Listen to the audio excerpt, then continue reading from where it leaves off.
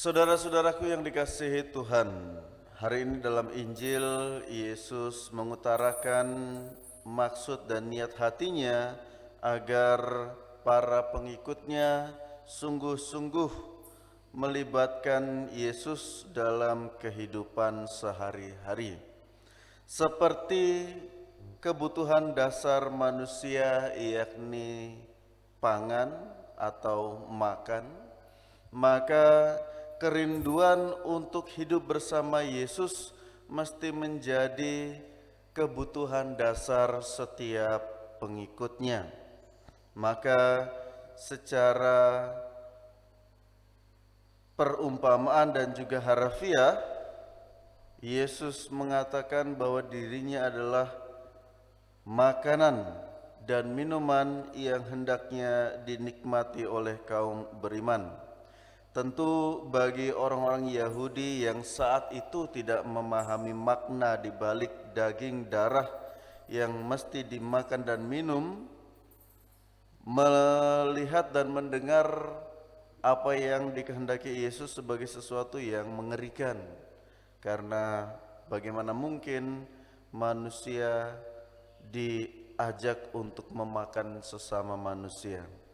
Tapi jika dipikir-pikir dan direnungkan kembali, sesungguhnya demikianlah yang terjadi terhadap diri Yesus, di mana Yesus oleh orang-orang Yahudi saat itu dalam tanda kutip dimakan oleh kerakusan dan iri hati orang-orang Yahudi.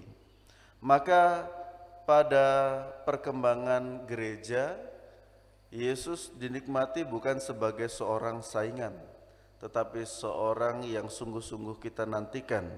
Dan setiap hari, setiap pekan atau sedapat mampu kita merayakan Ekaristi, dan pada saat itulah kita memberikan nutrisi dalam hidup rohani kita.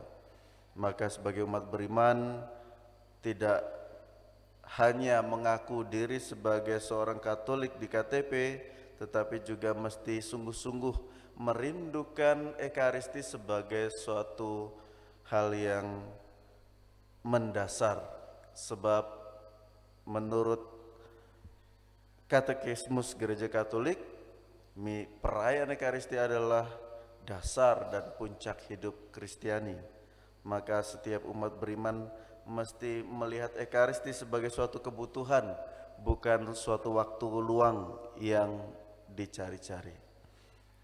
Semoga kita semua yang dengan setia merayakan Ekaristi Kudus menjadikan Kristus sebagai nutrisi hidup iman kita, semakin dikuatkan dalam perjuangan hidup kita, sebab janji Kristus bukanlah janji omong kosong belaka. Ia menjanjikan bahwa siapapun yang menikmati sabdanya dan menghidupinya akan mendapatkan kehidupan kekal yang ia janjikan dalam karya keselamatannya. Maka saudara-saudara yang dikasihi Tuhan, setialah dan bertekunlah dalam iman agar semakin banyak orang juga diselamatkan melalui karya dan kesaksian hidup kita. Semoga Kristus memberkati kita. Amin.